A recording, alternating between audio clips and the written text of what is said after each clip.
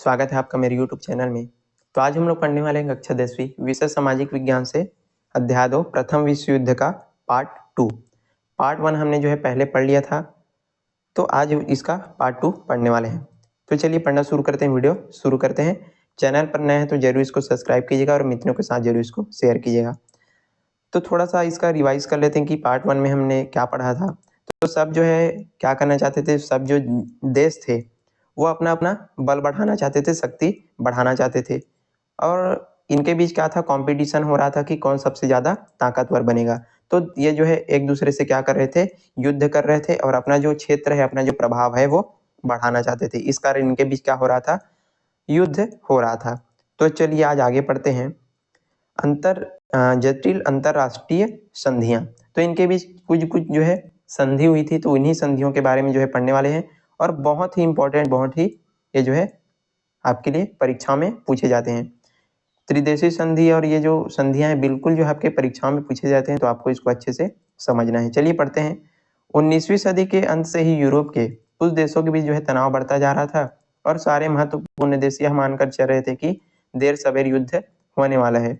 लेकिन युद्ध में वे अकेले न पड़ जाए, यह सोचकर लगभग सारे देशों ने कुछ अन्य देशों के साथ क्या कर लिया था, गुप्त संधियां कर लिया था। 19वीं सदी का जो है अंत हो रहा था, तो जितने भी देश थे इनके बीच क्या बढ़ रहा था, तनाव बढ़ रहा था कि कभी ना कभी अब जो है युद्ध होने वाला है, ऐसा करके। तो ये जो है क्या किए थे, ये जो देश हैं वो युद्ध में अकेले ना पड़ जाए, ऐसा करके अन्य देशों के साथ जो है ये क्या किए थे, संधियां किए हुए थे, मित्रता किए हुए थे, एक प्रकार से बोल सकते हैं, ताकि वो जो है अकेले न पड़ जाए और जब युद्ध हो तो वो जो है साथ में कोई जिस देश से किसके साथ क्या हुआ था, संधि हुआ था, वो इनका मदद करे। तो इस कारण इनके बीच क्या हुआ था, संधि हुआ था। उनमें ऐसी शर्त थी कि यदि एक देश किसी दूसरे देश से युद्ध करता है तो दूसरा देश उसकी क्या करेगा, मदद करेगा। तो इनके, मैंने आपको पहले भी बताया कि इनके बीच ऐसी संधि हुई थी कि यदि हम युद्ध करते हैं तो आप हमारी आकर के मदद करना, और यदि आप युद्ध करोगे तो हम आपकी मदद करेंगे। तो इस प्रकार से ये जो है एक दूसरे का मदद करने के लिए क्या किए थे, संधियां किए हुए थे। उदाहरण के लिए पहले विश्व युद्ध में निर्णायक भूमिका निभाने वाली कुछ संधियां इस प्रकार है। तो चलिए जितने भी प्रमुख संधियां हैं यहाँ पर दिया गया है। तो पहले नंबर पर आता है त्रिदेशीय संधि। सन 1882 में जर्मनी, ऑस्ट्रिया हंगरी और इटली के बीच यह संधि हुई थी, जिसके अनुसार यदि इनमें से किसी देश पर फ्रांस या रूस द्वारा आक्रमण किया गया तो बाकी दो देश युद्ध में उतर करके इनकी सहायता करेंगे। त्रिदेशीय संधि किनके किनके बीच हुई थी, जर्मनी, ऑस्ट्रिया हंगरी और इटली के बीच हुई थी। चलिए चित्र के माध्यम से समझने का प्रयास करते हैं। इधर जो है चित्र दिया गया है ताकि आपको अच्छे से समझ आ गए। त्रिदेशीय संधि, त्रिदेशीय संधि, जर्मनी हो गया, ये ऑस्ट्रिया हंगरी और ये इटली, इन तीनों के बीच जो है क्या हुआ था, त्रिदेशीय संधि हुआ था। और इनके बीच ऐसा बात हुआ था कि यदि जो है हम पर रूस या फिर फ्रांस जो है क्या करता है, आक्रमण करता है, तो आप दोनों जो है, हम तीनों मिल करके इनका क्या करेंगे, सामना करेंगे। ऐसा करके इनके बीच क्या हुआ था, जटिल संधिया हुआ था। यहाँ पर देख सकते हैं फ्रांस या रूस द्वारा आक्रमण किया गया तो बाकी दो देश युद्ध में उतर करके उनकी सहायता करेंगे। इसको और अच्छे से समझने का प्रयास करते हैं। यदि जो फ्रांस और रूस जो है किस पर, ऑस्ट्रिया हंगरी पर क्या कर देते, हमला कर देते, तो जर्मनी और क्या इटली किसकी मदद करते, ऑस्ट्रिया हंगरी की मदद करते।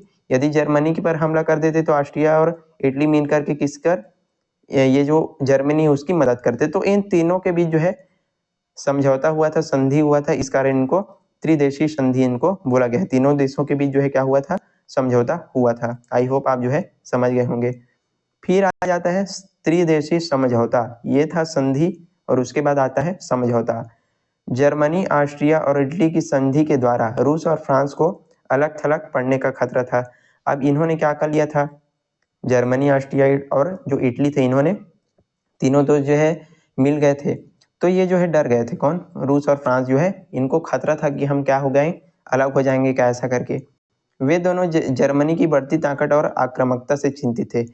हमने जो है पिछले पार्ट में पढ़ा था कि जर्मनी जो है बहुत लगातार खतरनाक तरीके से वो जो है क्या कर रहा था, अपना जो नौसैनिक जो बल है वो तैयार कर रहा था। तो ये जो है चिंता में थे कि वो जो है उसकी ताकत के सामने हम फीके न पड़ जाए, ऐसा करके। ब्रिटेन भी जर्मनी के नौसैनिक ताकत से चिंतित था। ब्रिटेन भी जो है उनसे क्या कर रहा था, डर रहा था कि ये जो है बहुत खतरनाक तरीके से अपना जो सेना है वो तैयार कर रहा है। कौन? जर्मनी जो है तैयार कर रहा था, तो सब जो है इनसे डर रहे थे। अतः ब्रिटेन, रूस और फ्रांस ने मिलकर के एक समझौता 1907 में इस शर्त पर किया कि यदि उनमें से किसी एक पर कोई अन्य देश आक्रमण करे तो एक दूसरे की क्या करेंगे, मदद करेंगे। तो ये जो किनके किनके बीच हुआ समझौता, ये जो है ब्रिटेन, रूस और फ्रांस ने मिलकर के इनका क्या किया था, समझौता किया था। कब किया था? 1907 में। चलिए समझने का प्रयास करते हैं इधर चित्र के माध्यम से। ये हो गया ब्रिटेन, फ्रांस और रूस, ये तीनों मिलकर के इन्होंने 1907 में क्या किया था, समझौता किया था कि यदि जर्मनी और ये जो इटली और ऑस्ट्रिया है, यदि जर्मनी इन पर हमला करेगा, किस पर, फ्रांस या रूस पर, तो ये एक दूसरे की क्या करेंगे, मदद करेंगे। तो इनके बीच जो है समझौता हुआ था। अब क्या होता है, यदि उनमें से किसी एक पर आक्रमण देश करे तो एक दूसरे की क्या करेंगे, मदद करेंगे। इसके अलावा जर्मनी ने तुर्की साम्राज्य से एक समझौता किया था कि अगर जर्मनी ऑस्ट्रिया के विरुद्ध रूस युद्ध में उतरेगा तो तुर्की जर्मनी का जो है साथ देगा, ऐसा करके। यहाँ पर ये बोला जा रहा है कि जो जर्मनी है वो तुर्की साम्राज्य से भी क्या कर लिया था, समझौता कर लिया था कि यदि जर्मनी और ऑस्ट्रिया इन पर क्या करेगा, हमला करेगा, तो ये जो है रूस की मदद करेगा, ऐसा करेगा। चलो चित्रों के माध्यम से समझते हैं। ये है जर्मनी, तो जर्मनी ने भी ये जो क्या है, तुर्की साम्राज्य, ये इधर लास्ट में तुर्की साम्राज्य, इससे क्या कर लिया था, दोनों जो है मित्रता कर लिए थे, समझौता कर लिए थे कि यदि जो है जर्मनी या ऑस्ट्रिया हंगरी रूस पर हमला करेगा तो ये जो तुर्की है वो किसकी मदद करेगा, रूस की मदद करेगा। तो इस प्रकार से इन्होंने समझौता कर लिया था। आई होप आप जो है समझ रहे होंगे। फिर दूसरी ओर रूस ने सर्बिया से समझौता कर रखा था कि अगर ऑस्ट्रिया उस पर हमला करेगा तो सर्बिया उसकी मदद करेगा। और रूस भी किससे समझौता कर लिया था, सर्बिया से। यहाँ पर देख सकते हैं ये जो रूस है वो किससे, सर्बिया से समझौता कर लिया था कि यदि ऑस्ट्रिया उस पर हमला करेगा तो वो जो है एक दूसरे की क्या करेंगे, मदद करेंगे। कहने का मतलब ये है कि ये जो सभी जो है एक दूसरे से क्या मिले हुए थे, एक दूसरे की मदद से युद्ध लड़ना चाहते थे ताकि वो जो है युद्ध में अकेले न पड़ जाएं। फिर बात आती है कि इस प्रकार हम देख सकते हैं कि सारे देश समझौतों के जटिल जाल में बुन बैठे थे। पूरा यूरोप दो गुटों में बढ़ गया था, एक तरफ जर्मनी और दूसरी तरफ ब्रिटेन का नेतृत्व वाले देश थे। एक तरफ कौन थे, जर्मनी थे, और दूसरे तरफ ब्रिटेन का नेतृत्व करने वाले देश थे। तो इस तरह से पूरा क्या है, दो भागों में ये जो है बढ़ गया था।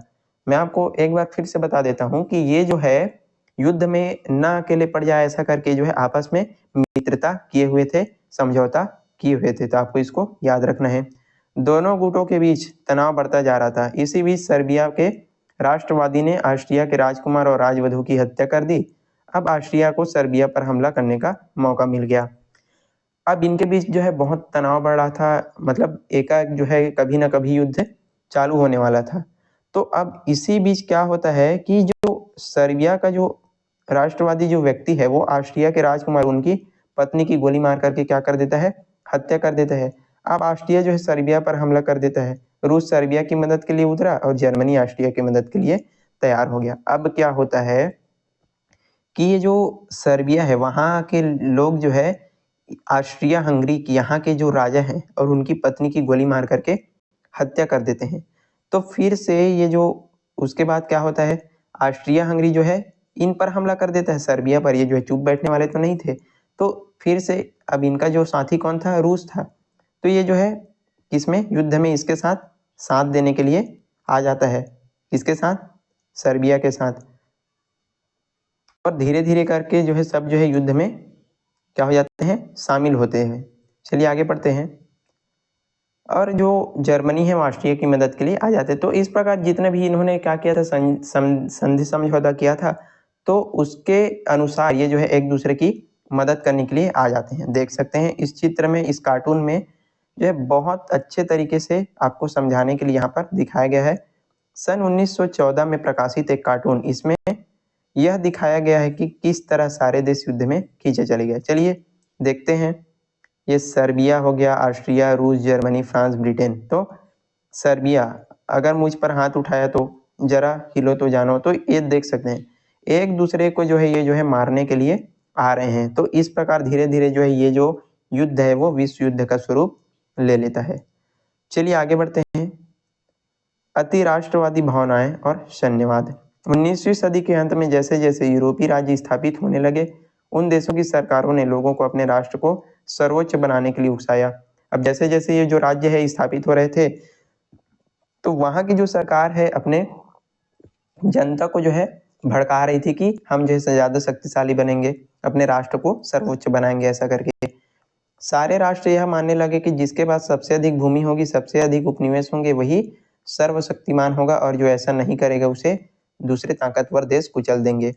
अब इनके दिमाग में क्या चल रहा था कि हमको जो है क्या बनना है, शक्तिशाली बनना है। और शक्तिशाली हम कैसे बनेंगे, वो जो है शक्तिशाली जिसके पास क्या होगा, ज्यादा भूमि होगा, यानी कि क्षेत्र होगा, जिसके पास अधिक से अधिक उपनिवेश होंगे, जिसके पास बहुत सारी क्या होगी, सेनाएं होगी, वही सबसे जो है शक्तिशाली बनेगा।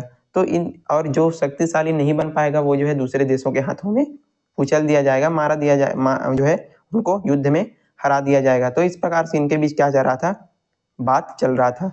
दूसरी ओर कई नए समुदाय जिसकी अपनी भाषा या धर्म था, अपने आपको राष्ट्र मान करके स्वतंत्र राज्य बनाने के लिए संघर्ष कर रहे थे। दूसरी ओर जो है नए नए समुदाय जो है उभर रहे थे, जिसकी अपनी एक अलग भाषा थी, अलग धर्म था, और ये जो है अपने आप को राष्ट्र, एक अलग स्वतंत्र राज्य बनाने के लिए संघर्ष कर रहे थे। इनमें प्रमुख थे पोलिश, चेक, हंगरी, स्लाव और यहूदी। तो ये जो है अपना एक अलग धर्म था इनका, और ये जो है स्वतंत्र राज्य बनाने के लिए संघर्ष कर रहे थे, लड़ाई लड़ रहे थे। इनमें से किसी का अपना स्वतंत्र राज्य नहीं था। इनमें ये जो है इनका जो है एक राज्य नहीं था। मध्य यूरोप में ऐसे अनगिनत समूह राष्ट्रवादी विचारों से प्रेरित होकर के वर्तमान साम्राज्यों को तोड़कर अपने स्वतंत्र देश का निर्माण करने के लिए प्रयास करने लगे। तो ये जो है अपने क्या चाहते थे, स्वतंत्रता चाहते थे, अपन जो है मिल करके रहना चाहते थे। इसका सीधा प्रभाव जो है जर्मनी, ऑस्ट्रिया, रूसी और तुर्की साम्राज्यों पर पड़ा। लेकिन समस्या यह थी कि एक ही भाषा बोलने वाले दूर दूर के इलाकों में बटे हुए थे। और इसका जो प्रभाव है किस पर पड़ता है, जितने भी युद्ध हो रहे थे जो जिनके बीच, जैसे जर्मनी, ऑस्ट्रिया, हंगरी, रूसी, तुर्की साम्राज्य, तो इन पर जो है क्या पड़ता है, प्रभाव पड़ता है। एक ही भाषा बोलने वाले लोग जो है दूर दूर तक इलाकों में जो है फैले हुए थे। हर राष्ट्र के लोग यह सोचने लगे कि इन सारे इलाकों को एक राष्ट्र के तहत लाया जाए। अब ये जो है अलग अलग फैले हुए थे, तो सब जो है सोचने लगे कि इनको जो है एक में मिला लिया जाए, एक राष्ट्र बना दिया जाए। ऐसा करने में समस्या यह थी कि उन्हीं इलाकों में दूसरी भाषाएं बोलने वाले भी लोग रहते थे। लेकिन एक समस्या यहाँ पर ऐसी भी थी कि यदि उनको जो है एक राष्ट्र में मिला लिया जाता, तो वहीं पर दूसरी भाषाएं बोलने वाले भी लोग थे, तो इनको जो है कैसे मिला लेते। इन सब बातों के कारण यूरोप की राजनीति में उथल पुथल मच रहा था। तो सब जो है क्या हो रहे थे, राजनीति जो उथल पुथल हो रही थी, देशों के अंदर और एक दूसरे के बीच जो है फिर से तनाव बढ़ रहा था। सभी लोग यह मानने लगे कि इन समस्याओं का समाधान युद्ध के माध्यम से ही हो सकता है। अब फिर इनके बीच क्या बढ़ रहा था, तनाव बढ़ रहा था। तो सब लोग ये मान रहे थे कि इसका जो समाधान है वो सिर्फ क्या होगा, युद्ध होगा। तो इस तरह से ये जो मान करके चल रहे थे। राष्ट्रीयता की संकुचित भावना, स्वार्थ, आर्थिक हित और कूटनीति इतनी बढ़ गई कि शांति की जो बात करने क्या हो गया था, बेईमानी हो गया था। ये जो है अपना स्वार्थ, अपना आर्थिक हित और अपने ताकत को बढ़ाने के लिए इस तरह से जो है इनका दिमाग जो है पूरा तरह से पागल हो गया था कि शांति की यदि कोई बात करता है, युद्ध न करने की यदि कोई बात करता, उसको जो है बेईमान हो जाता था। शांति और सद्भावना के स्थान पर आशंका, भय और द्वेष की भावना जो है बढ़ने लगी। मतलब इनके बीच बहुत ज्यादा क्या था, डर था कि हमको जो है कभी न कभी युद्ध करना पड़ेगा, और कौन किस पर कब हमला कर दे ये किसी को नहीं पता था। ऐसी स्थिति में शांत चित्त से सोचना किसी भी राष्ट्र के लिए अत्यंत कठिन था। स्थिति ऐसी हो गई थी कि कोई भी जो है शांति से जो है सोच नहीं पा रहा था। सब जो है क्या कर रहे थे, युद्ध के लिए तैयारी कर रहे थे। कई समय के लोग डार्विन के सिद्धांत से प्रभावित थे, यानी कि इस समय के लोग जो है, कई लोग जो है डार्विन के सिद्धांत से प्रभावित थे। वे समाजवाद, जो सामाजिक डार्विनवाद में विश्वास करते थे, और अर्थात वे सोचते थे कि योग्यतम राष्ट्र वही होगा जो बचेगा और उन्नति करेगा, यानी कि युद्ध के बाद जो बचेगा और उन्नति करेगा वही क्या होगा, सबसे शक्तिशाली होगा। अतः यह विश्वास उत्पन्न हुआ कि संघर्ष जीवन का प्राकृतिक नियम और विकास के लिए क्या है, आवश्यक है। तो इनके बीच ये बात हुआ कि संघर्ष जीवन का क्या है, प्राकृतिक नियम है। संघर्ष करते ही तभी हम जो है जीवन जी सकते हैं, उनको लड़ना पड़ता है। तो विभिन्न राष्ट्रों के अपने अपनी संस्कृति को उत्कृष्ट समझते थे, और अपने कमजोर राष्ट्र पर शासन करना अपना क्या मानते थे, कर्तव्य मानते थे। तो ये जो है क्या करना चाहते थे, अपने सब जो है अपने आप को सर्वशक्तिमान बनाना चाहते थे और जितने भी कमजोर जो राष्ट्र थे उसको हटाना चाहते थे, अपने में मिलाना चाहते थे। इसी बहाने अन्य जातियों पर अपना प्रभाव स्थापित करने की चाहत से मानवता की भावना जो है कमजोर पड़ने लगी और नरसंहार से लोगों की नैतिक भावनाओं को अधिक ठेस नहीं पहुंचती थी। मतलब कहने का मतलब ये है कि ये जो है युद्ध करना ही चाहते थे, युद्ध को ही एक प्रकार से माध्यम मानते थे इन सब से बचने के लिए। अपने लाभों के लिए सैनिक बल के प्रयोग में कोई अनौचिक जो है नजर इनको नहीं आ रहा था। जब सब लोग यह मानने को तैयार हो बैठे कि संसार हमारे लिए और हमें सारी दुनिया पर राज करना है, विश्व में अपनी सभ्यता और धर्म का प्रचार करना है, तो एक दूसरे से टकराए बिना यह कैसे हो सकता है। अब सब लोग जो है ये मान रहे थे कि हमको अपना बल बढ़ाना है, हमको अपना क्षेत्र बढ़ाना है और हमको जो है राज करना है। तो ये सब कब होता, जब जो है एक दूसरे से क्या करते, युद्ध करते, और युद्ध से कैसे बचा जा सकता है इस पर जो है कोई विचार नहीं हो रहा था। तो इस प्रकार आप देख सकते हैं कि किस तरह से ये जो है एक दूसरे से युद्ध करने के लिए उतारू हो गए और पूरा देखते ही देखते पूरा जो विश्व है वो एक दूसरे इस विश्व युद्ध में जो है शामिल हो गया।